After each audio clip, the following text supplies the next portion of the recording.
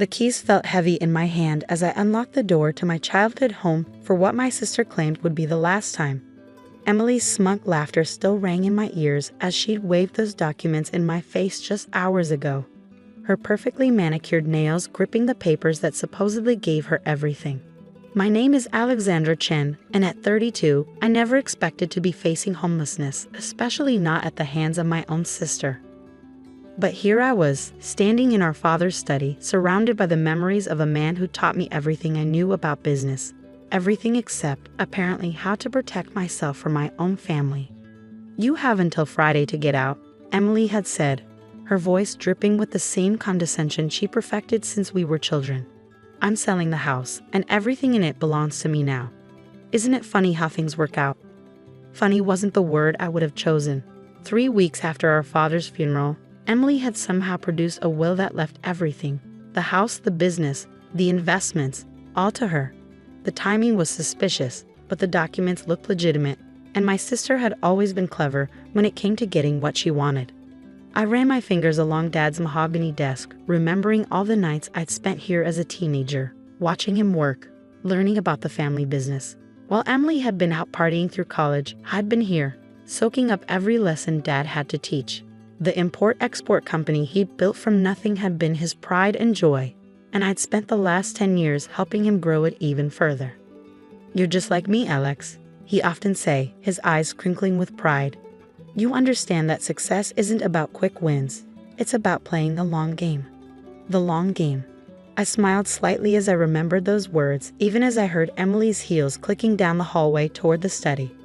"Still here?" she asked, leaning against the doorframe. "I thought I told you to start packing. The new owners want to do a walkthrough next week." I turned to face her, taking in the designer outfit that probably cost more than most people's monthly salary. Emily had always been about appearances, about showing the world how successful she was. But Dad had taught me that true success wasn't about what you could show, it was about what you knew. "Just gathering some personal items," I said calmly, picking up a framed photo from Dad's desk. It was from my college graduation, me in my cap and gown, Dad beaming beside me. Emily hadn't attended the ceremony, claiming she had a spa appointment she couldn't reschedule. "Personal items?" Emily scoffed. "Did you miss the part where everything belongs to me now? That includes the photos, the furniture, even Dad's precious collection of business journals. Though why you want those boring old things is beyond me." I carefully set the photo back down, noting how Emily's eyes narrowed at my composure. She'd expected tears, begging, maybe even a fight. My calmness was clearly throwing her off balance. "You know what's interesting, Emily?" I said, moving toward the bookshelf where Dad kept his most important documents. "Dad always said that the most valuable things in life aren't always the most obvious." She rolled her eyes, checking her reflection in her compact mirror. "Spare me the fortune cookie wisdom, Alex. You're broke, I'm rich, and soon you'll be out on the street. That's all there is to it." But that wasn't all there was to it. Not even close. As I ran my fingers along the spine of Dad's oldest business journal, I thought about the real inheritance he'd left me, the one Emily knew nothing about. The lessons, the connections, the secret accounts in Hong Kong that only I knew how to access. Dad had always been 10 steps ahead, and he taught me to do the same. "You're right," I said, turning back to her. "I should start packing." Emily's triumphant smile faltered slightly at my easy agreement. She'd been hoping for resistance, for drama she could use to paint me as the unstable sister who couldn't handle losing everything. That's right," she said, recovering quickly. "And don't think about taking anything valuable. I've already cataloged everything worth selling." I nodded, gathering a few personal items into a small box. "Of course. Though I have to ask, what are you planning to do with the business? Dad's company isn't exactly something you can run without experience." Emily waved her hand dismissively. "Oh, I'm selling that too. Some corporate conglomerate made an offer. They'll probably strip it for parts, but who cares? The payout will be amazing." My heart clenched at her casual dismissal of Dad's life's work, but I kept my expression neutral. "I see. Well, good luck with that." As I walked past her out of the study, box in hand, I could feel her watching me, probably trying to figure out why I wasn't more upset. She'd expected me to break down, to beg her to reconsider, to fight her for what was rightfully mine. But Dad had taught me better than that. He'd show me that sometimes when people think they've won, that's when they're most vulnerable. And Emily, in her rush to claim everything for herself, had missed the most important inheritance of all. I made my way to my old bedroom, setting the box down on my childhood bed. The room looked exactly as it had when I'd left for college, walls lined with academic awards and business competition trophies, while Emily's room down the hall was still plastered with boy band posters and fashion magazine cutouts. My phone buzzed with a text from Marcus, Dad's longtime friend and business partner. Everything in place. Ready when you are. I smiled, thinking about the look that would cross Emily's face when she realized what was really going on. Dad had always said that in business, like in chess, you had to think several moves ahead. And while Emily had been focused on the obvious prizes, the house, the cars, the visible trappings of wealth, she completely missed the real game being played. The sound of Emily's voice drifted up from downstairs. She was already on the phone with a real estate agent, discussing listing prices and potential buyers. Let her plan, I thought. Let her think she's won. Because in 3 days, when she tried to sell Dad's company, she discovered that sometimes the most valuable inheritance isn't listed in any will.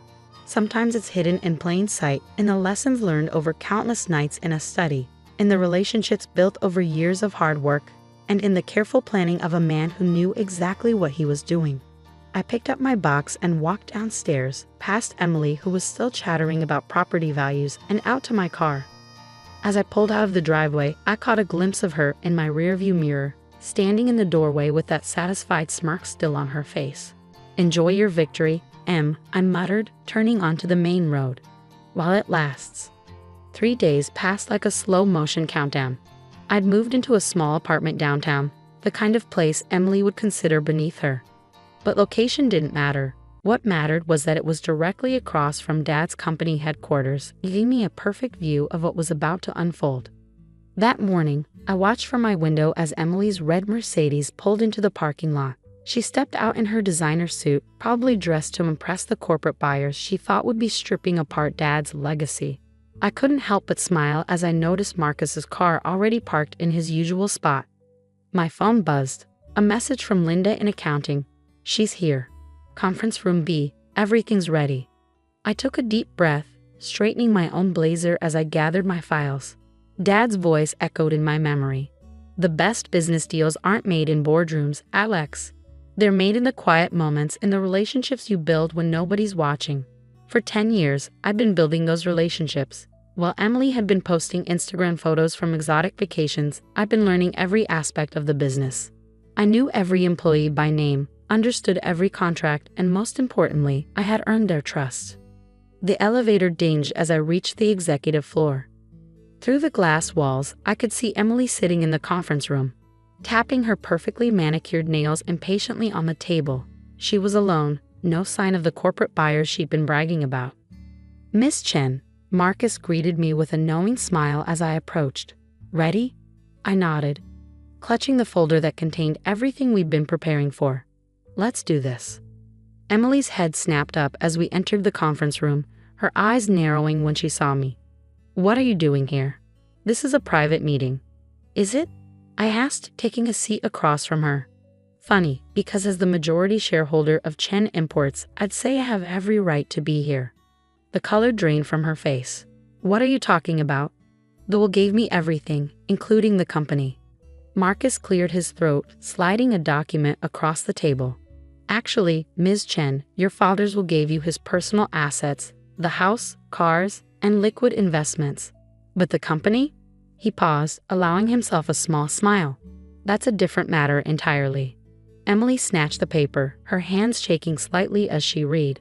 I could pinpoint the exact moment reality hit her, her perfectly composed facade cracked, replaced by dawning horror. This can't be right, she stammered. Dad transferred 60% of the company's shares to Alex? When? 2 years ago, I said calmly. Right after you told him his business was boring and you'd rather focus on your social media influencer career. Remember that family dinner? She did remember. I could see it in her eyes. The night she laughed at Dad's offer to learn the business, declaring that she was meant for bigger things than import-export work. But the buyers, she sputtered. They're coming today to make an offer. No, they're not, Marcus interjected. Because the company isn't for sale. In fact, under Alex's leadership, we just secured 3 major new contracts that will double our revenue within the year. Emily's face flushed red with anger. This isn't fair. I'm his daughter too. I deserve. What exactly do you deserve, Emily? I cut in, my voice sharp. You've never worked a day in this company. You don't know our employees, our clients, or our operations. The only thing you've ever cared about is what you could get out of it. She stood up abruptly, her chair scraping against the floor. You planned this, didn't you? You and Dad, you were always so close, always excluding me. No, Emily, I said, standing as well. You excluded yourself. Every time you dismissed his work as beneath you, every time you chose a party over a family dinner, every time you made it clear that his legacy meant nothing to you. Those were your choices. Tears welled up in her eyes, but I couldn't tell if they were from genuine emotion or frustration at losing control. So what now? You're just going to take everything? I shook my head. No, you can keep the house and everything else from the will. But the company? That stays with someone who actually cares about it, and the people who depend on it for their livelihoods. Marcus stood, gathering his papers. I believe we're done here. Ms. Chen, your office needs to be cleared out by the end of the week. Emily stared at me, a mix of rage and disbelief on her face. You think you've won, don't you? That you're so clever, just like Dad always said. This isn't about winning, Emily, I replied, gathering my things. It's about protecting what matters, something Dad tried to teach both of us, if you'd ever bothered to listen. As she stormed out of the conference room, her heels echoing down the hallway, I felt a weight lift from my shoulders. Through the windows, I could see employees trying to hide their smiles. They'd all known this was coming, had all been part of keeping the secret until the right moment. Marcus placed a hand on my shoulder. Your father would be proud, Alex. He always said you were the one who understood what really mattered. I nodded, looking around at the office that had been my second home for so many years. He taught me that success isn't about what you own. It's about what you build, what you protect, and who you become in the process. A month after the conference room showdown, I sat in Dad's old office, my office now, reviewing quarterly reports. The view of the city skyline was the same, but everything else had changed. Emily had made good on her threat to sell the house. Though the buyers backed out when they discovered the extensive repairs needed, she'd been too busy posting on social media to maintain the property properly. My intercom buzzed. Ms. Chen, my assistant Sarah's voice came through. Your sister is here. She's insisting on seeing you. I took a deep breath, straightening the papers on my desk. Send her in. Emily looked different from the last time I'd seen her. The designer outfit was gone, replaced by something more subdued. Her perfectly styled hair was pulled back in a simple ponytail, but the biggest change was in her eyes.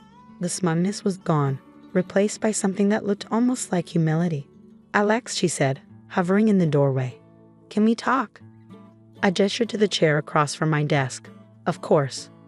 She sat down, fidgeting with her purse strap. The silence stretched between us, heavy with unspoken words. I sold the house, she finally said. I heard. The money, it's almost gone. She laughed, but there was no humor in it. Turns out maintaining a luxury lifestyle is expensive when you don't actually have a source of income. I leaned back in my chair, studying her. What do you want, Emily? I've been thinking, she said, her voice quieter than I had ever heard it. About Dad, about everything he tried to teach us. I didn't understand it then, but I think I'm starting to now. What's there to understand? I asked, keeping my tone neutral. You got exactly what you wanted. The money, the assets. She shook her head, tears forming in her eyes. No, I got what I thought I wanted, but sitting in that empty house, going through Dad's things. I found his journals. My heart skipped a beat. Dad's business journals had been his most prized possession, filled with not just business strategies but personal reflections, lessons he'd hoped to pass on to both his daughters. Did you read them? I asked. Emily nodded, wiping her eyes. Every single one. The way he wrote about you, about how proud he was of your dedication. Your understanding of what really matters. But you know what hit me the hardest? The entries about me. She pulled a worn leather journal from her purse, opening it to a marked page. He wrote, Emily has so much potential, if only she could see beyond the surface. Money can be earned and lost, but knowledge, wisdom, relationships, these are the true measures of wealth. I remembered that entry. Dad had written it the night Emily had refused to attend a crucial client dinner, choosing instead to go to a celebrity party. "He never gave up hope that you'd understand," I said softly. "But I didn't," Emily replied, her voice breaking. "Not until it was too late, and now I have nothing. No real skills, no purpose, just a dwindling bank account and a lot of regrets." I stood up, walking to the window that overlooked the city. The sun was setting, casting long shadows across the buildings Dad had pointed out to me countless times, telling me stories about the deals made and lessons learned in each one. "You're wrong," I said finally, turning back to face her. "You don't have nothing. You have the most valuable thing Dad tried to give us, the opportunity to learn, to grow, to understand what really matters." Emily looked up, hope flickering across her face. "What are you saying?" "I'm saying," I continued, returning to my desk, "that if you're serious about understanding Dad's legacy, about learning what he tried to teach us, there's a place for you here." Her eyes widened. "You'd give me a job. After everything I did." "Not give," I corrected her. "Offer. You'll start at the bottom, just like I did. You'll learn every aspect of the business, work your way up. No special treatment, no shortcuts." "Why would you do this?" she asked, her voice barely a whisper. I pulled out one of Dad's old journals, opening it to the last entry he'd written before his death. "Because Dad believed in second chances," he wrote here. "Business is about profit, but family is about growth. Sometimes the greatest returns come from investing in people when they're ready to change." Emily stood up, her hands trembling slightly. "I won't let you down this time. Either of you." "I know," I said, standing as well. "Because this time you understand what you're working for." As we walked out of the office together, I caught our reflection in the glass walls. Two sisters, finally on the same page, ready to build something meaningful together.